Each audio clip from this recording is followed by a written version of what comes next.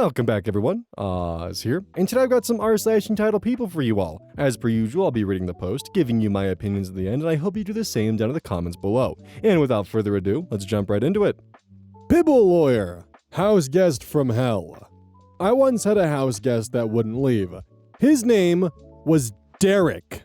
Several years before becoming our house guest, Derek had worked for our company, my husband and I, for a few weeks. His employment didn't work out. He suddenly stopped coming into work one day, and later called to tell us that he had moved, if I remember correctly. Anyway, there were no hard feelings. He seemed like a nice enough guy, and we considered him a friend.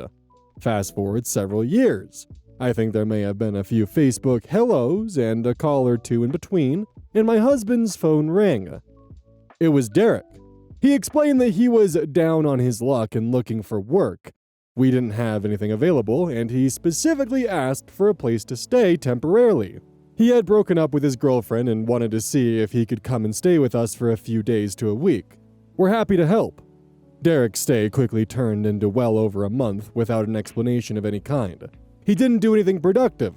He would sit in his room all day playing games online. And just to be clear, I am talking about a middle-aged man. When it became painfully obvious he had no intention of moving on or actually looking for work, I asked him to please leave. He was taking advantage of our hospitality, grilling steaks every other night, drinking my Red Bull like it was going out of style, smoking my husband's cigarettes, leaving messes everywhere, and even having a gal come over once or twice for a private afternoon in his bedroom. Yes, I know we had zero boundaries at the time and are guilty of allowing this situation. Anyway, the day came when I was fed up and finally asked him to leave. Derek's attitude and entire demeanor turned nasty, and he outright refused. I threatened to call the police, and he kind of laughed and began citing his rights to me. Derek was technically correct. Under the law, he had basically become a tenant, and I could not legally kick him out of my own home. After a sleepless night, I came up with a simple plan.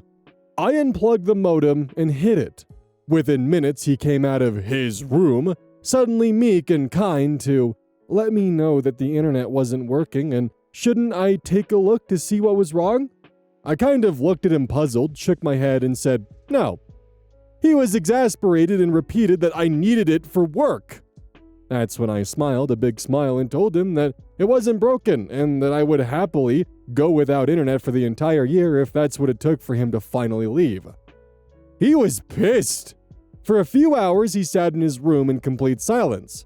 Then I heard a phone call. 30 minutes later, the door opened and he had his packed duffel bag slung across his shoulder. A vehicle was waiting for him in our driveway, and he quietly left, without so much as a goodbye. It took a couple of years, but he eventually called to say hello to my husband. Time had passed, there were no hard feelings, but he was certainly never allowed to stay with us again. A surprisingly poetic comment interaction from user Gut Reactions. No hard feelings? OP responds, nope, life's too damn short. There was no real harm done other than he drove us crazy for a month. So, by the way, as like a fun little heads up, and you can Google how to do this because it's fairly easy, you can actually block devices from using a modem. You just simply log into your modem's portal, search for the device by its MAC address, which normally they'll be labeled, and maybe with a little bit of poking and prodding and potentially some trial and error, you can 100% evict someone off your internet while still having it totally for you. But also, good on OP for keeping a level head during this whole situation and being calm and collect and being a bigger person that I definitely would not have been. Also, on a side note, this is 100% disconnected from anything to do with this. I'm currently working on actually renovating a room in my home to use as a pseudo craft room, and I might do some like gunpla building streams, basically some model kits. Do any of you guys have any interest in watching those streams, even if it's just kind of chatting and, talking while I just build mecha robots? Totally off topic, but I'm about to wire in a computer and I need to know if I need to have it have streaming capabilities or not, or begin working on the setup for it. So just let me know if that's something I should actually prepare for. Flimsy Tooth 1704. What a horrid username. How dare you ask for space after we canceled on your birthday last minute? We want to bring the present now. My husband and I host a tabletop game on a semi-regular basis. Until a few months ago, that included Joe and his girlfriend Carrie. Before I go into what happened, let me give you a little background. My husband and I tried our best to be kind for Joe's sake, but Carrie is a difficult person. She thinks she's entitled to say and do whatever she wants, regardless of the consequences, without comment. At one point, my husband said it's important to consider how our actions affect others, and she responded, "That's your opinion." In the tabletop game we were playing, whenever we started strategizing, her character would get bored and wander off to get the attention by doing plot-derailing things like breaking the law in front of the town guards. One way to ensure she brought something up all the time was to say no. She often brought up playing at their house, which was 30 minutes out of the way. She convinced Joe to go on a divorce show with her. No, they've never even been engaged. Then kept suggesting my husband and I could also get on TV and make a few $100. And she couldn't understand why we weren't interested. Worst of all, she often made tone-deaf jokes about topics multiple people in the room had trauma with, including reproductive health and dead dogs, the last one being its own special story. Now, Joe was never the most punctual person in the world, but Carrie magnified that. They asked us to move the game to a weekday evening so Carrie could have the weekend for her occasional freelance work as a clown. I'm sorry, that took me off guard there. Now that I'm being a clown, just damn. Even with the move, they frequently cancel with little notice, often because Carrie had whoopsie planned something and forgot to put it on the calendar again. When they did show up, they could be over an hour late, always for very important reasons like she really wanted McDonald's instead of the pizza we'd already ordered. It became such an issue that we moved the start time later. So naturally, they started arriving later. A couple weeks before my birthday, I texted the group saying I had made plans for the weekend before and after the actual day and invited the group to join either. Joe and Carrie were going to be out of town both weekends, but at their suggestion, the group planned a low-key game night on my birthday, which was a Tuesday. The Saturday before, Joe cancels. Why? He just remembered he had concert tickets that day. He was sorry. Carrie said it's not my fault, I don't even like rock concerts, let's move to Monday. As they knew, hubby and I had limited to no reception over the weekend, so even if I had wanted to coordinate rescheduling, it was too late. I wrote, "I'm celebrating my birthday on the day I was born, with whoever wants to join." That Tuesday, another friend got sick, and we ended up canceling the night altogether. For this, and various more serious unrelated reasons, that week was really rough. Hubby and I decided to cancel our next game night, saying I was still feeling raw about everything and wasn't up for hanging out just yet. Everyone else said they understood and take care. Carrie asked if they could still bring me a present. I said I appreciate it, but just needed space for the moment. She exploded. I got a lengthy text about how she doesn't like the way I've been speaking to her. They had gotten the tickets months ago, it was an honest mistake, and acting like we've done something wrong is not okay. She said my texts were aggressive and made her feel scolded, that I should have sent her a personalized message if I had a problem, and that I have no right to have a problem anyway. At one point I mentioned how deflating it can be to clean up and prep a house only for people to cancel. So she suggested they help by hosting the game at their house. Oh, and by the way, they'd like to come by really soon with the present. The present got brought up a lot. Later in the conversation, they accidentally copy and pasted the full dialogue with ChatGPT they'd been using to write to us. She defended this by saying she was just using it to make the conversation less emotional. We could see she had written things like, "Add in that I won't monitor her feelings." I really did try to smooth things over, but ultimately, she decided to walk away from the game. She told Joe she was going to show grace by stepping aside, so that he could maintain a friendship with us. All she asked was he make it clear that he agrees we're being unfair. She's done nothing wrong. The problem was my trauma, and he was not going to tolerate calling her rude or insensitive. Well, graceful as that was of her, our friendship with Joe has also ended. Too long didn't read, ex-friend's girlfriend went apeshit because I wasn't gracious enough when they last minute canceled on my birthday to go to a rock concert. Don't dip your dick in crazy, kids. There's a comma between crazy and kids, by the way, just to add to that. I realize the way that I read that and the way that I keep reading it when trying to retake it just kind of makes it sound like a double take for anyone who's going to be audio only. So just giving you a heads up. There is in fact a comma there. Honestly, just judging by everything OP had to say about Carrie and Joe, sounds like the trash took itself out. Still can't get over the fact that she does a side hustle as a clown on the weekends. That's certainly something. Sounds like sometimes she forgets to put the clown persona away, but more importantly, if I found out that one of my friends was using ChatGPT to solely communicate between us and could not be damned to actually formulate a proper response, I wouldn't want to maintain that friendship.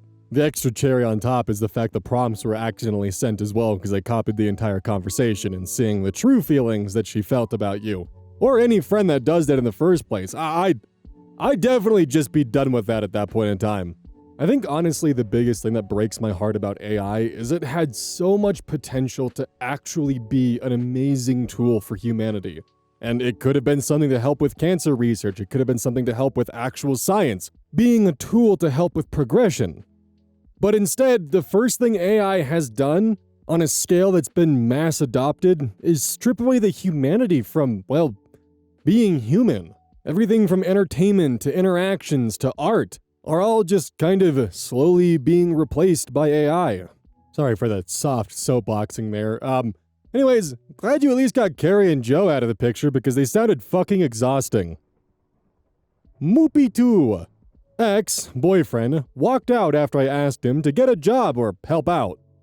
I, female 52, work full-time, bought a house before I met him, pay the bills, cook and clean. He, male 55, however, was technically still employed when we met, getting paid, but contract just ended. He moved in and has never worked since. 2 years later, I simply said I feel a bit used, and in a classic Darvo reaction, he denied it was true, and I shit all over his hobby.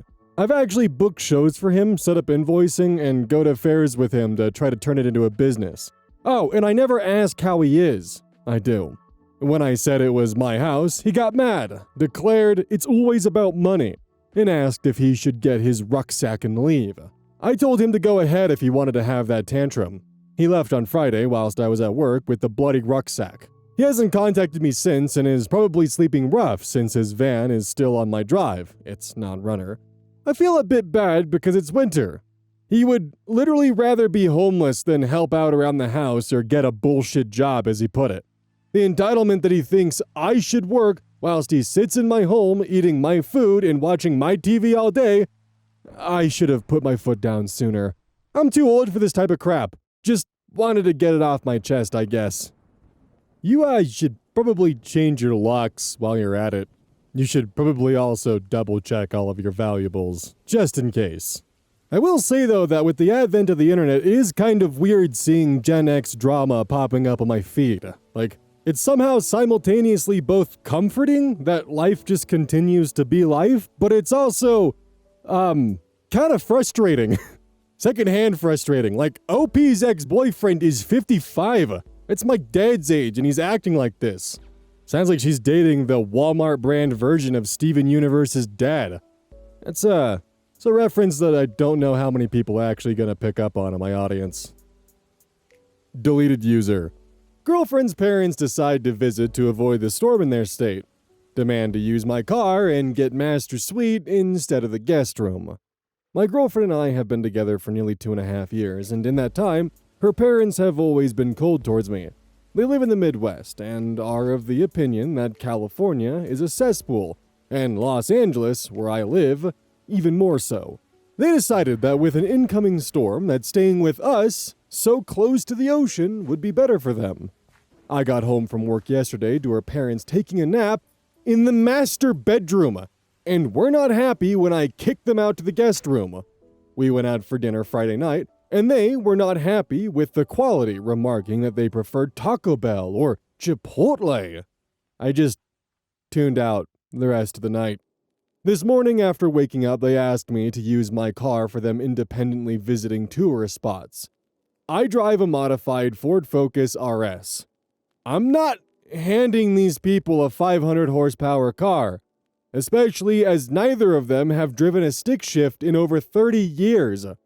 I told them this and offered to rent them a car as I get good rates through my employer. Nope.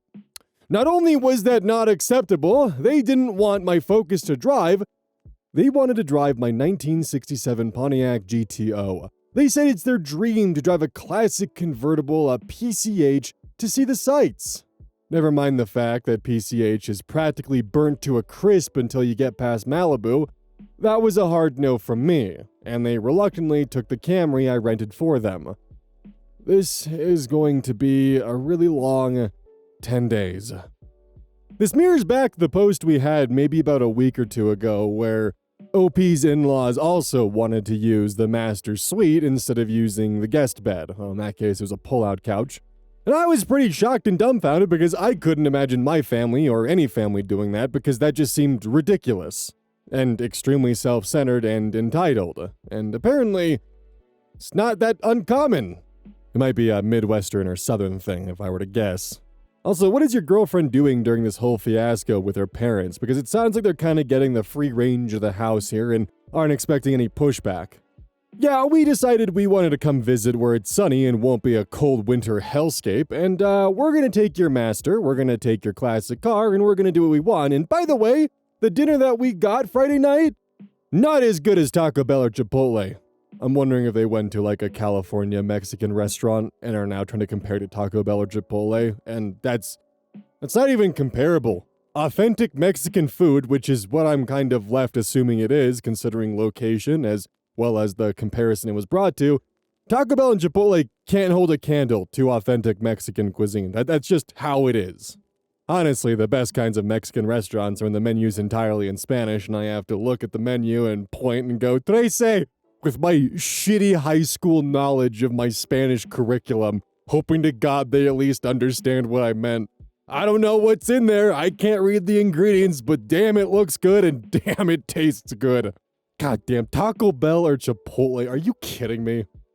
And that's not even getting to taking a classic car out on PCH and just expecting, yeah, you'll let us use one of your prized possessions just for us to have a bit of a runaround with, right?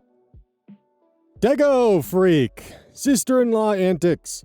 My wife's sister has been unfortunately living in my house for the last 3 years. I recently upgraded my home security with Ring.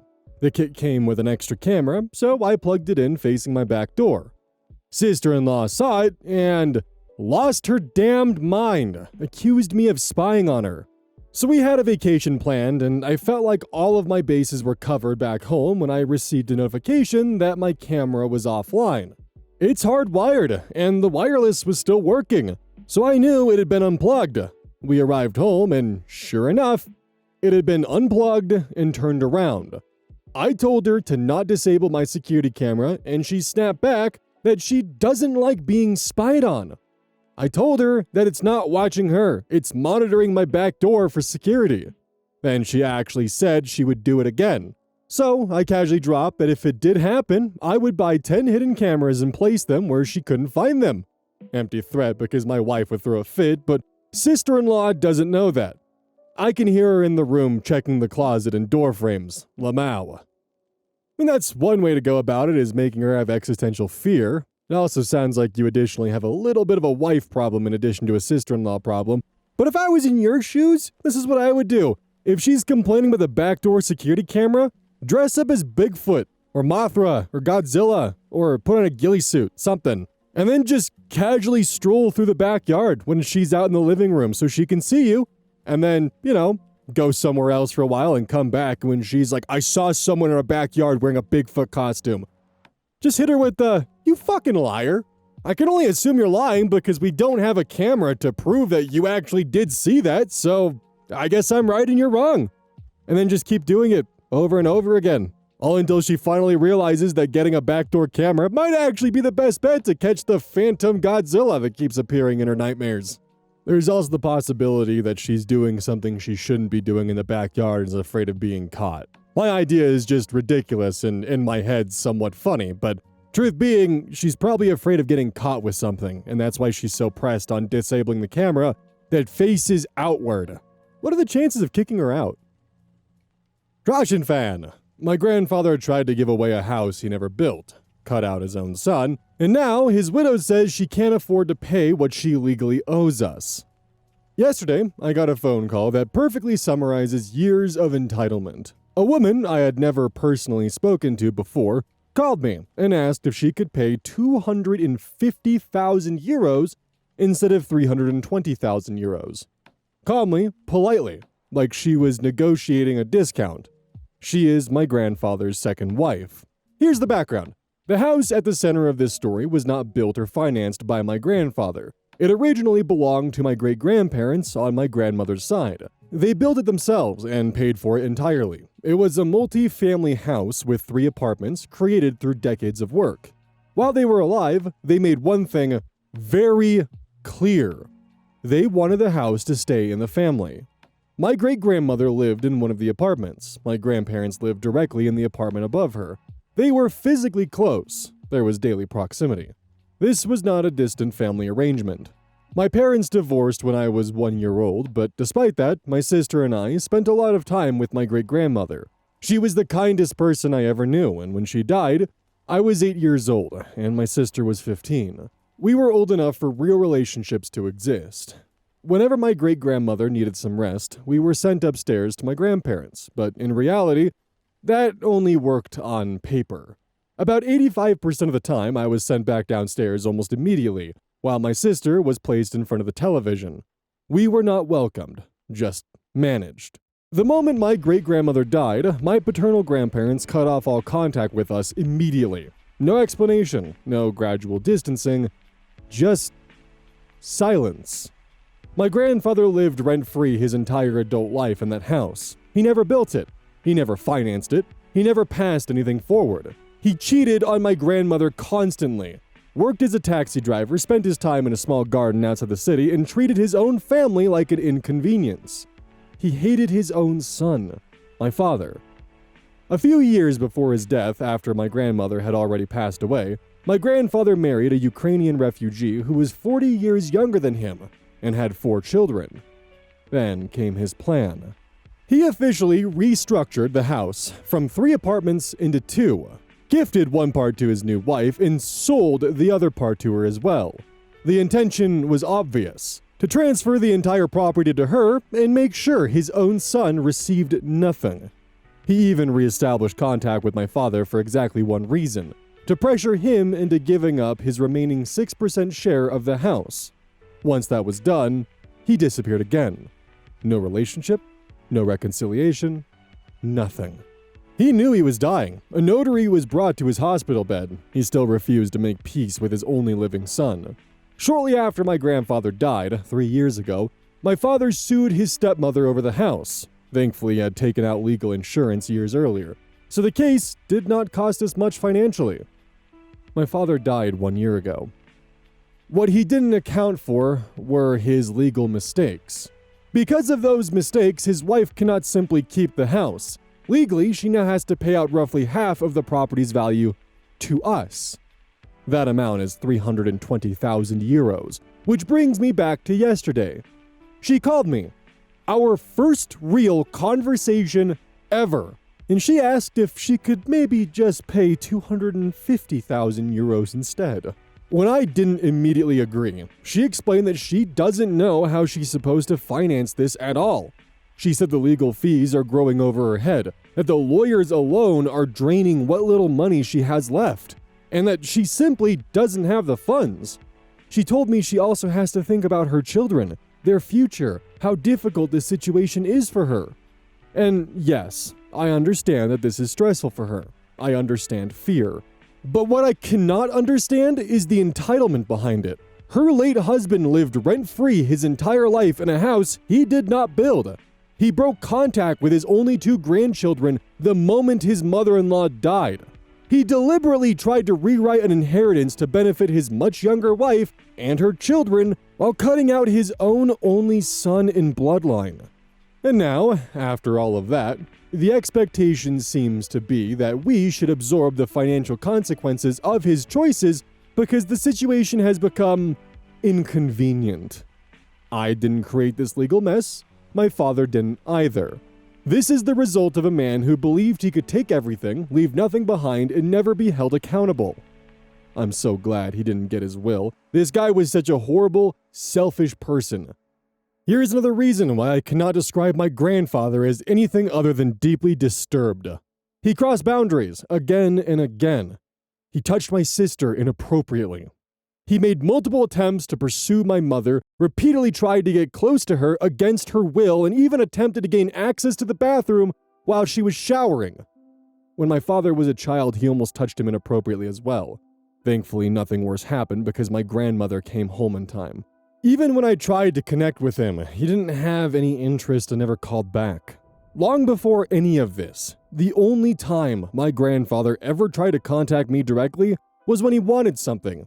He reached out because he wanted my mother to move into his house and take care of his first wife, the same woman who had always hated my mother. He framed it as a practical agreement and even suggested that afterwards, they could sit together on the terrace and drink wine. Early in his life, his own sister and his own mother wanted no contact with him and eventually cut him out of their lives.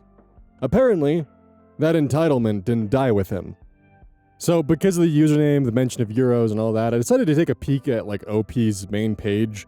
They do have a pretty decent history of talking about their family, and in addition, a lot of posts on Wall Street Bets Germany in their native tongue of German. So any weird little mistakes or missteps, it's going to be just because English is not their first language. I only bring this up because in the comments of the Entitled People, when searching for more context, I saw people accusing it of being AI, and it seems far more likely this is someone who's just not a native English speaker. In the end, though, I think OP should really just kind of do whatever they can to make sure they come out on top and perhaps even get their hands back on the house and kind of just kick their dead grandfather while he's down. Sounds like he and his new wife really had no intentions in actually building any kind of lasting relationships and actively screwing family out of what was a generational family home. And considering a lot of his other more fucked up behaviors, I'd say yeah, don't make any concessions for the sake of a dead man who was actively just horrendous to you, your family, your mother, your sister, your father, and everyone. I do unfortunately wonder if, because of her status as a Ukrainian refugee, if he had taken advantage of that. Just a gross guy all around. Melanistic Mermaid. I didn't consult a stranger before neutering my dog. I just read about an entitled pet owner, and it reminded me of this nut job. I joined a Facebook group for owners of my dog breed whilst I was pregnant to get tips on how to get her used to having a baby in the house. From my post, a lady messaged me privately because she recognized the secondary school in my profile and figured I was local. Should have been my first red flag, but relevant as it gives a general idea of what area I may live. I thought she was looking for doggy friends in the area, but no. She asked if I was down to breed my dog with hers. I declined as usual and explained that my dog has been neutered. Apparently, this upset her since she's been looking for someone in the area to breed her dog and has had no success, and it wasn't fair of me to not contribute to the breed. I'm guessing no one wants to breed with her dog because it has clearly been bred for aesthetics instead of health. I specifically neutered my dog because she was miserable in heat, and pregnancy for her breed often leads to complications and C-sections, and even if I hadn't, I'm not breeding my dog whilst pregnant to then have to look after a newborn and puppies as well as my dog if anything went wrong, and I'm definitely not going to risk her health to carry on a breed that's already extremely popular and unfortunately often poorly bred. At this point, I'm over the conversation, so just block her and go about my day until a couple of hours later, I'm back on Facebook to watch Reels and see a DM from the group's admin asking for my side of the story as they got a report about our interaction. I sent screenshots of the convo since I'd sent them to my friends, which she had apparently not shared with the admin, and was given an apology and told the woman would be removed and banned from the group. I've just unblocked to check her profile, and she's got a public post as recent as last week asking if anyone wants to breed her dog for a discounted price, LOL. I wonder if the plan was basically, let my dog breed yours and I'll take 50% of the revenue while you do all the work. What do you mean you neutered them? What do you mean you don't want to continue on the dog breed? What's wrong with you? I've recently actually been kind of finding myself diving down onto the I don't know how to explain this, but it's the dog breeding AI fan cam rabbit hole where they announce like their newest stud and they like superimpose them into AI action movies. It's really quite something else. There've been a couple of YouTubers that have actually done some videos on them. Honestly, it's definitely worth a watch. It's also why this one's last here, so that way you can take a look at them. Just look up Instagram dog breeders and you'll get an idea of what I'm talking about. I've personally sought out some of these because they're goofy as fuck, but oh my god, is it a whole level of just honestly goober behavior. Hey, welcome to the outro. Don't forget this whole thing is basically brought to you by Gamersups. If you like caffeine, then I can't recommend Gamersups enough. Use code OZ at checkout to support the channel. And I do actually use this product. It's replaced all other sources of caffeine for me because I feel good. It doesn't have any of that extra stuff that a pre-workout blend might have. It's with a couple of the extra things to make it so you don't crash as hard. It's good. I like it. Personally, if you really want a good flavor, try the Soda Pressing Pear or even the Dragon Fruit Punch. Those two are my personal favorites right now.